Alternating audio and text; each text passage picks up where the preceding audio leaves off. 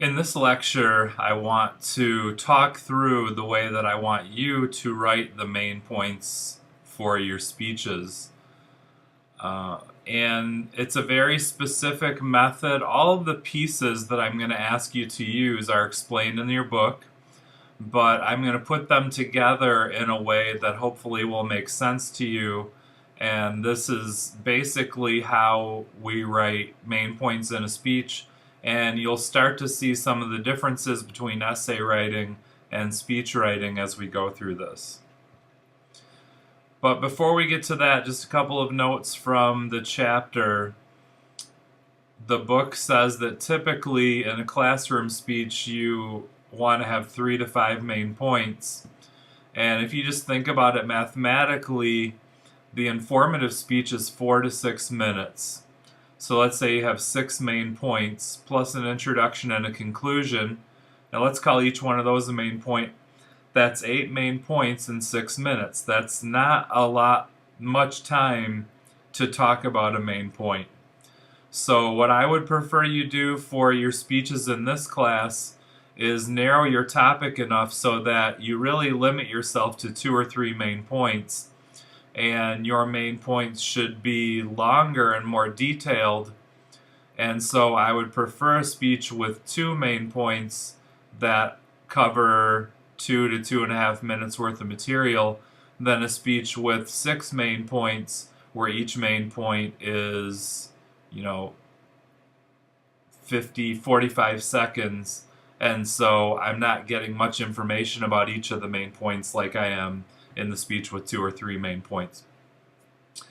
You also read about the different way that we order main points, and I'm not going to talk about each one of these. If you have any questions about the differences between chronological, spatial, causal, problem solution, and topical, post those in the CCQ. But what I do want to mention is that typically the way you decide how to order your main points is by what the research does. And so sort of a common theme in this section of the course has been let the research guide your writing. Let the research guide you to a narrow topic that you can develop sufficiently. And now sort of another way to look at this is if every time you research your topic and you see that the essays or the books or the articles or the web pages are organized chronologically or are organized in a problem solution order, that's a good indication to you that maybe I should organize my speech the way most of the good research on the topic is organized. Typically, most speeches follow either chronological or topical organization, but any of these methods of organization would work. And as you were reading through the book, hopefully you understood the examples and how that worked. Okay, so these are the rules that I want you to follow for writing the body of the speech. And the body of the speech is composed of main points. So there's an introduction to a speech, just like an essay. There's the body of the speech, which includes 2 or 3 main points. And then there's the conclusion of the speech.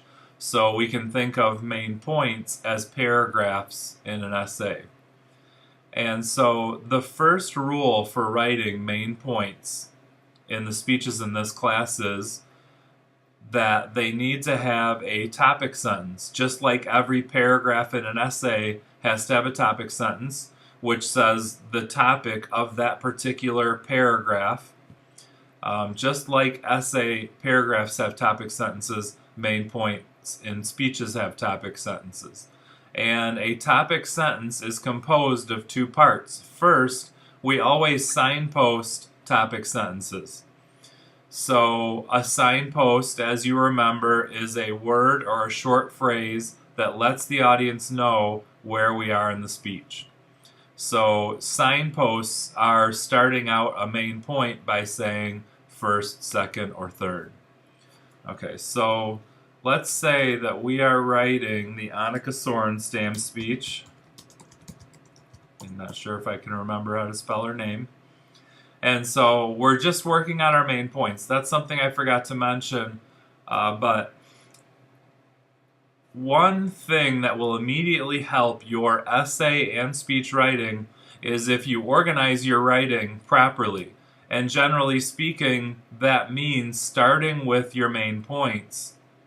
And you don't even worry about the intro and conclusion of a speech or an essay until you have the main points or the body of the essay fully written and you're sure that's what you want to go with. So the reason why we're starting with the main points first is because that's typically how good writers approach writing. And you'll see why that works as we go through these videos. Okay, so the speech about Annika Sorenstam, let's say my first main point is going to be to talk about her years in junior golf. So a signpost is literally, you're going to say first, and if we're going to talk about her time in junior golf, we have to finish the sentence with that. And if we go back to the PowerPoint, you can see you state the topic of the main point and you use the same pattern of wording for all of these topic sentences. So let's go back to the Word document and I'll show you how that works. So let's say I've decided I want my topic sentence for my first main point to be, first I will explain Annika's junior golf career. That's not a great sentence, but it's fine as an example. I might eventually go back and revise that sentence to give it a little bit better grammatical spin, I guess. But let's say we're going to go with that. Now, if this is our first topic sentence for our first main point, using the same pattern of wording means that for every main point after, we're going to use the same way we worded this. So if we just wanted to list our three main points, we would say, second, I will explain Annika's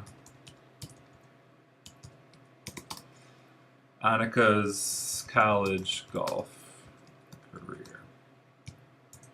And then third, I will explain Annika's professional golf career. Okay, so now, using the same pattern of wording, another term for this is parallel sentence structure. You can see that the only thing that changes in each topic sentence for each main point is the signpost, first, second, and third, and the topic, the specific topic of each main point. Okay, so now I know some of you who are well-trained writers might be thinking this is really mechanical and redundant. And my high school English teacher would never let me get away with these as topic sentences for paragraphs. And that's true, and there's a very specific reason for why we do this in public speaking. In an essay, if you get confused about what a paragraph is about, you can go back and reread it and figure it out. If you get confused about where one argument stops and the other one starts, you're always able to go back and reread it. And if you've learned excellent reading skills, you know that a lot of good reading is rereading. And so, for me specifically, when I was working on my PhD, I spent a lot of time reading and rereading a paragraph or a page or a couple of paragraphs to get to understand what were the points that this writer was making in this section of the text. In public speaking, we don't have a text that the audience can follow along with. Excuse me. So one of the things we do, or one technique we use as we're writing our speeches, is to make them fairly mechanical and easy to follow. As I said, with an essay you can always go back and reread it, but you want everybody who's paying careful attention to be very clear on when you're shifting from one main point to the next. Okay, so let's go back to the PowerPoint. So signposting and stating the topic of the main point using the same pattern of wording, putting those bullets together yields a topic sentence for each main point. And just like a paragraph, the other part of a main point is always support an explanation of the main point or the paragraph. And the one key difference is we verbally cite sources rather than parenthetically cite them or footnote them. Okay, so now just to make things a little bit easier, I don't want to make up an entire speech from scratch. Let's switch to the example of the preparation outline. You're going to see this when you get to the module on writing outlines, but we'll just use it now as an example of writing the main point of a speech. So you can see they've written the proper topic sentence. First, I will talk about Nadia Comaneci's early life. And now what you need to do once you've got that topic statement is fill the main point with support, and you need to verbally cite it. So you can see the way that this student did that in this speech is they started every sentence or two or every section of the main point with a verbal citation. So when you say according to the official Olympic website, that is a verbal citation, where you might in an essay go to the end of that sentence and in parentheses type Olympics website or whatever the name of the website is. So you can see how this student has verbally cited every piece of information in the main point. You don't necessarily have to have the verbal citations at the start. You could work it into the speech in any way, just as long as it's clear where you're getting your information from. Here's another example of a main point. And the verbal citations and the support. And so you can see how to support and verbally cite your main points. Okay, and then the last piece for writing the body is that between main points, you use a transition. And for our purposes in speech writing, a transition is a single sentence that mentions the topic you're leaving and the topic you're moving to. So a transition indicates movement in your speech from one point to the next. And so transitions combined with signposts really help your audience follow the organization of your speech. And I think anybody listening carefully to your speech, because of the fairly straightforward way you're organizing it, would be able to recall and tell you what the three main points were.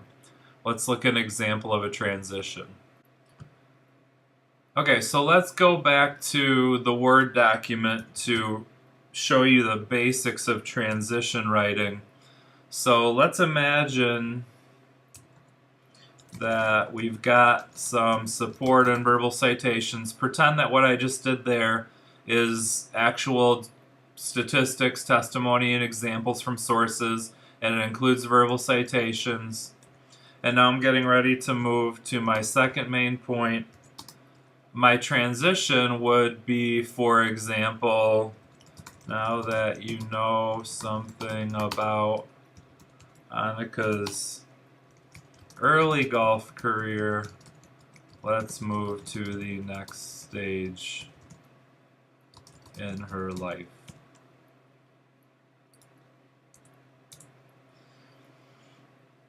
So you can see from this example that this sentence very clearly lets the audience know I'm done talking about this phase of her golf career, and now we're moving on to the next main point. And then, so this is what the transition and the second main point would sound like. Now that you know something about Annika's early golf career, let's move to the next stage in her life. Second, I'll explain Annika's college career. Now, you'll do the same thing between main points. You'll type another transition very similar to the first one there. You do not use transitions between the introduction and the body. So you do not need a transition there. And we also don't have transitions between the body and the conclusion. So no transitions here. So basically, if you have 3 main points, you'll have 2 transitions, 1 between each main point. If you have 2 main points, you'll only have 1 transition. So we only put transitions between main points. Now, this method of writing transitions is fine, and if you're not a super accomplished writer yet, and you're struggling with the idea of how to write the topic sentence and what transitions are, you can ignore the next section of the video just for a second while I finish talking about transitions. If this seems kind of clunky to you, what you can do is, for the transition, you can keep the first part of the transition and type ellipses, which leads to the statement of the second main point. So this sounds a little bit less clunky and a little bit more streamlined. Let me read it to you. Now that you know something about Annika's early golf career, second, I will explain Annika's college golf career. So that's a way of doing the transition without necessarily saying, let's move to the next stage of her life, and then saying, second, I will explain Annika's college golf career. So you can write your transitions either way.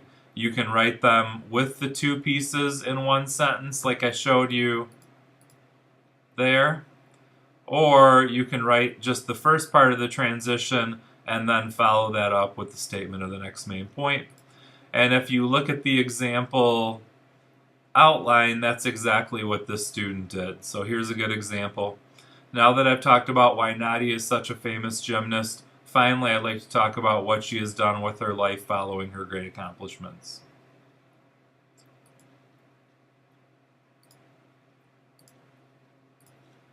Okay, so that's it for writing the body of the speech. The last thing I'll say before I sign off here is, I know that if you're an excellent writer, this is going to feel a little bit like going back to 5th grade. And so what I'd like you to do for the informative speech is just prove that you can follow these instructions. And actually, if you're a good writer, you can follow these instructions and still make the topic sentences and transitions and the verbal citations sound really smart. So I guess that's going to be the challenge for you. Take these really basic writing instructions, follow them, but make it sound good. And then in the persuasive speech, I'll give you a little bit more leeway to not be quite so mechanical. But for now, no matter what your level, just try to stick to the rules I've outlined here and write your main points with correct topic sentences, use of support and verbal citations, and transitions between main points. Thanks for listening, and I'll talk to you soon about introductions and conclusions.